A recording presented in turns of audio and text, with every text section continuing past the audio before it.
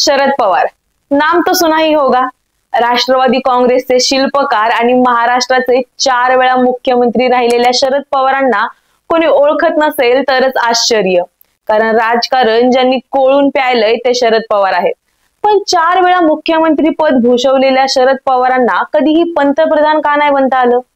शरद पवारांच्या आणि पंतप्रधान पदाच्या मध्ये अशा कोणत्या गोष्टी अडथळा म्हणून आल्या, जाणून घेऊया प्राईम संवादच्या आजच्या भागात। नमस्कार, मी सारिका। प्राईम संवाद या युट्यूब चॅनल वरती आपणा सर्वांचं स्वागत करते। माजी मुख्यमंत्री सुशील कुमार शिंदे यांचा सत्कार करण्यात आला। यावेळी केलेल्या भाषणात सुशील कुमार शिंदे यांनी छोटेखानी भाषण करत सत्काराला उत्तर दिलं। त्यावेळी ते म्हणाले की शरद पवार यांच्या सांगण्यावरून विजयदादांनी आज माझा सत्कार केलाय, यालाही मोठं मन लागतं। 1973 साली पवार साहेबांनीच मला राजकारणात आणलं। पवार साहेबांच्या पुढे मी घाबरून असायचो।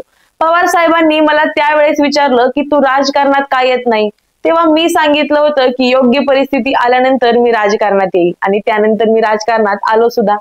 शरद पवारांनी आतापर्यंत महाराष्ट्राचं मुख्यमंत्री पद, केंद्रात मंत्रीपद, लोकसभेचे विरोधी पक्षनेते पद भूषवलं आहे, पण त्यांना देशाच्या पंतप्रधान पदाने नेहमीच हुलकावणी दिलीये। आता पुन्हा एकदा शरद पवार आणि पंतप्रधान पद याची चर्चा होत आहे। माजी केंद्रीय गृहमंत्री सुशील कुमार शिंदे यांनी याबाबत एक किस्सा सांगितला आहे। त्यात त्यांनी शरद पवारांनी पंतप्रधान पदाची संधी कशी दवडली हेच सांगितले। त्यावेळी दिल्लीत काय काय घडामोडी घडल्या होत्या हे त्यांनी सविस्तर सांगितले। शरद पवार आणि सुशील कुमार शिंदे यांच्यात चांगले संबंध होते। राज्यातील राजकारणानंतर दोघेही केंद्रात सक्रिय झाले। दोघेही काँग्रेसमध्ये होते। नरसिंह रावांकडे त्यावेळी काँग्रेसची सूत्र होती। त्या काळात महाराष्ट्राचा मुख्यमंत्री कोण असावा याची चर्चा सुरू होती। त्याच वेळी शरद पवारांनी आपलं नाव मुख्यमंत्री पदासाठी सुचवलं। याची आठवण यावेळी शिंदे यांनी सांगितली। शिवाय मंत्रिमंडळात कोण कोण असावं याची यादीही आम्ही दोघांनीच तयार केली होती। ती यादी घेऊन नरसिंह रावांकडे आम्ही गेलो, मात्र नरसिंह रावांच्या मनात काय सुरू होतं याचा अंदाज आपल्याला येत नव्हता। ज्यावेळी नरसिंह रावांना मंत्रिमंडळाची यादी देण्यात आली त्यावेळी त्यांनी मला विचारलं होतं की शिंदे, तुम्हाला राज्याच्या राजकारणात जायचं आहे का? त्यावेळी आपण माझ्याऐवजी शरद पवारांना मुख्यमंत्री करा असं मी सांगितलं। त्यानंतर नरसिंह रावांनी शरद पवारांना मुख्यमंत्री केलं। त्यावेळी जर ही ऑफर शरद पवारांनी नाकारली असती तर कदाचित ते देशाचे पंतप्रधान झाले असते, असं वक्तव्य या ठिकाणी सुशील कुमार शिंदे यांनी केलंय। आणि पुन्हा एकदा पवार पंतप्रधान पदापासून वंचित का राहिले या चर्चेला उधाण आलंय। शरद पवारांकडून पंतप्रधान पद नेहमीच लांब लांब राहिलंय। या अगोदर सुद्धा शरद पवारांना 2-3 वेळा पंतप्रधान होण्याची संधी होती, मात्र काँग्रेसमुळे ते पंतप्रधान होऊ शकले नाही, असं महाराष्ट्राचे उपमुख्यमंत्री अजित पवार म्हणाले होते। अजित पवार म्हणाले की आम्ही 48 पैकी 38 खासदार निवडून गेलो होतो, तेव्हा आम्ही पवार साहेबांना पाठिंबा दिला होता, मात्र त्यावेळी इतर राज्यातल्या खासदारांनी नरसिंह राव यांना पाठिंबा दिला होता। त्यावेळेस साहेबांना संरक्षण मंत्री पदासाठी जबाबदारी देण्यात आली। अशा प्रकारे 2-3 वेळा आले होते, मात्र ज्या प्रकारचं यश मिळायला पाहिजे होतं ते दुर्दैवाने मिळालं नाही। 1967 मध्ये वयाच्या 27व्या वर्षी शरद पवारांचे राजकीय गुरु यशवंतराव चव्हाण यांनी त्यांना पहिल्यांदा बारामती मतदारसंघातून विधानसभेच्या निवडणुकीत उतरवलं। ते जिंकलेही आणि पुढे 4 वेळा महाराष्ट्राचे मुख्यमंत्रीही झाले। 50 वर्षाच्या सक्रिय राजकारणात त्यांनी देशाचं संरक्षण मंत्री पद आणि कृषी मंत्री पदही भूषवलं। दांडगा जनसंपर्क आंदोलनांमधून तयार झालेले नेतृत्व गुण आणि राजकीय उद्दिष्ट ठरवून त्याकडे एकमार्गी वाटचाल करण्याची वृत्ती यामुळे देश पातळीवर पोहोचायला शरद पवारांना वेळ लागला नाही, असं राजकीय जाणकार सांगतात। पण शरद पवारांचं एक स्वप्न अजूनही पूर्ण होऊ शकलेलं नाही, आणि ते म्हणजे पंतप्रधान होण्याचं। 1991 मध्ये राजीव गांधींच्या हत्येनंतर काँग्रेस पक्षाला खंबीर नेतृत्व नव्हतं। सोनिया गांधी राजकारणात यायला इच्छुक नव्हत्या। पक्षाला सावरेल असा मोठा नेता नव्हता। शरद पवार तरुण होते। राजीव गांधींनंतर एक तरुण नेता काँग्रेसला पुन्हा उभारी देईल अशीही काही काँग्रेस नेत्यांची मागणी होती, आणि म्हणूनच त्यांच्या नावाची चर्चाही झाली। पण काँग्रेस पक्षाच्या अध्यक्षपदाची माळ पडली ते ज्येष्ठ नेते नरसिंह रावांच्या गळ्यात। खरं तर त्यावेळी नरसिंह राव दिल्लीहून पुन्हा हैदराबादला जाण्यासाठी इच्छुक होते, पण त्यांची समजूत घालून त्यांना पंतप्रधान पदही दिलं गेलं आणि शरद पवारांसमोर आलेली पहिली संधी अशा प्रकारे गेली। पण पवारांच्या गटानेही प्रयत्न केले। त्यांचे 2 मुद्दे होते। नरसिंह राव काँग्रेस पक्षाचे अध्यक्ष झाले, पण अध्यक्षानेच पंतप्रधान व्हावं असा काही नियम नाही। दोन्ही पद आणि त्यांची कामं वेगवेगळी आहेत असा प्रचार शरद पवार आणि त्यांच्या निकटवर्तीयांनी पक्षांतर्गत केला। महाराष्ट्रातून काँग्रेसचे तब्बल 39 खासदार निवडून गेले होते। हा आकडा इतर राज्यांपेक्षा कितीतरी मोठा होता। या मुद्द्यांवर इतर काँग्रेस नेत्यांची सहमती घेण्याचा पवारांनी अनेकदा प्रयत्न केला खरा, पण त्याला पक्षातून हवा तसा पाठिंबा मिळाला नाही। नरसिंह रावांच्या मंत्रिमंडळात ते संरक्षण मंत्री झाले, पण मुंबईत उसळलेल्या जातीय दंगलींनंतर महाराष्ट्रातली परिस्थिती हाताळण्यासाठी पंतप्रधान नरसिंह राव यांनी पवारांना पुन्हा महाराष्ट्रात मुख्यमंत्री म्हणून पाठवलं। शरद पवार यांच्या पंतप्रधान होण्याच्या महत्वाकांक्षेत यावेळी प्रणव मुखर्जी आढाले, असं राजकीय विश्लेषक अशोक वानखेडे सांगतात। प्रणवदा आणि शरद पवार हे मित्रच होते, पण त्यांचा पवारांवर पूर्ण विश्वास नव्हता। या उलट नरसिंहराव काँग्रेसचे जुने जाणते आणि अनेक भाषा येणारे नेते होते। त्याचा फायदा त्यांच्या सगळ्या राज्यातल्या नेत्यांना एकत्रित ठेवण्यात होता, असंही प्रणवदादांना वाटत होतं। उलट शरद पवारांना इतर राज्यातील नेत्यांकडून कसा पाठिंबा मिळेल याबद्दल केंद्रातील नेते साशंक होते। त्यामुळेच प्रणव मुखर्जी यांनी आपली सगळी ताकद नरसिंहराव यांच्या पाठीशी लावली।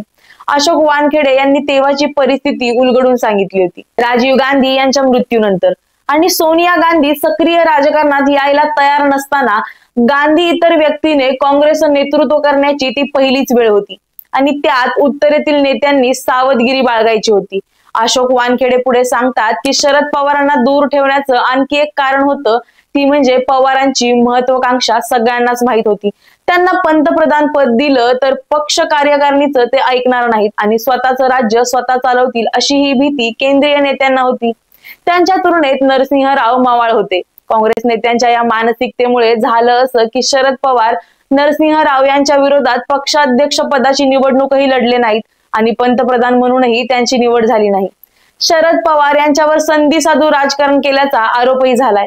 म्हणजे इंदिरा गांधींनी काँग्रेसचं विभाजन केलं तेव्हा ते आपले गुरु यशवंतराव चव्हाण यांच्या बरोबर युनायटेड काँग्रेसमध्ये होते, पण इंदिरा काँग्रेसचं देशातलं वाढतं वजन पाहून त्यांनी 1970च्या दशकात चव्हाणांना दूर लोटत इंदिरा काँग्रेसला जवळ केलं।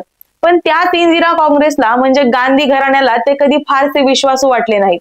शरद पवारांचे निकटवर्तीय प्रफुल्ल पटेल लिहितात की 1996 मध्ये शरद पवारांना पंतप्रधान होण्याची पुन्हा एकदा संधी होती। 1996 मध्ये काँग्रेसनं 145 जागांवर विजय मिळवला। प्रफुल्ल पटेलांनुसार देवगौडा, लालू प्रसाद यादव, मुलायम सिंह यादव आणि डावे पक्ष शरद पवारांना पंतप्रधान पदासाठी पाठिंबाही देऊ इच्छित होते, पण नरसिंहराव इच्छुक नव्हते। मग काँग्रेसनं देवगौडाच्या सरकारला बाहेरून पाठिंबा दिला। शरद पवारांच्या 80व्या वाढदिवशी पत्रकारांना दिलेल्या मुलाखतीत प्रफुल्ल पटेल यांनी आपला मुद्दा मांडला। शरद पवारांनी काँग्रेस पक्षात आघाडीच्या फळीतील नेता म्हणून अल्पावधीतच नाव कमावलं।